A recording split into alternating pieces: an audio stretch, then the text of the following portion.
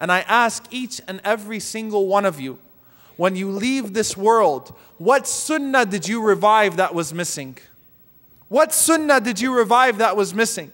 What did you see in your community that was lacking from the sunnah of the Prophet ﷺ? And trust me, it's not just walking into IHOP with a thobe.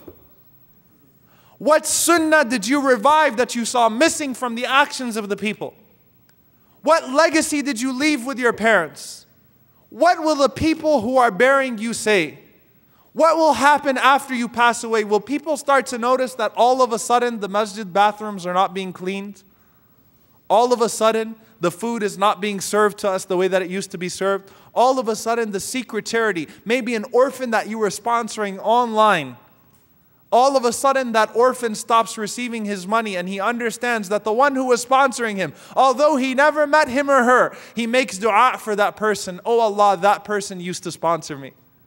That person used to give me money. I don't know who they are. I've never met them. But oh Allah, protect them. That orphan makes dua for you.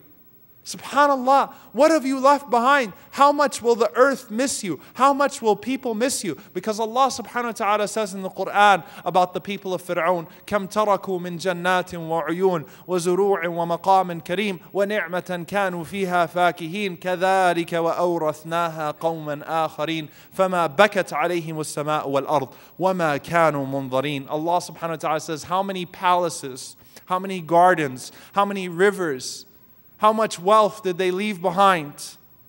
And Allah subhanahu wa ta'ala, just like that, كَذَلِكَ أَوْرَثْنَاهَا قَوْمًا آخَرِينَ. A people inherited it from them. And the heavens nor the earth shed a tear for them. And they were not amongst those who would be granted respite on the Day of Judgment. How much did they leave behind?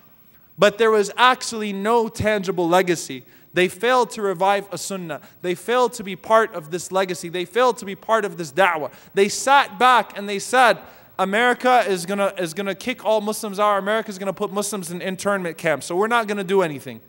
We'll wait until America, or we'll wait until we go back home so we can hear the adhan in the streets.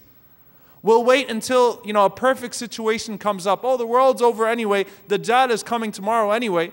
So let's just keep smoking our hookah and kick back until Dajjal comes. Then we can say, oh man, I knew the Day of Judgment was coming. Don't you see this hadith was fulfilled? This hadith was fulfilled. This hadith was fulfilled. How many of us are actually involved? Actually part of this da'wah? Actually seeking to please Allah subhanahu wa ta'ala? Actually thinking, when I leave, what have I left behind? And it doesn't have to be massive. It doesn't have to be massive. It could be as simple as a test happening to you and you expressing patience and gratitude to Allah subhanahu wa ta'ala. Wallahi, I gave a lecture about my mother, rahimahullah, last week at the ICNA convention. The inspiration she served to me was not her ilm, was not her knowledge.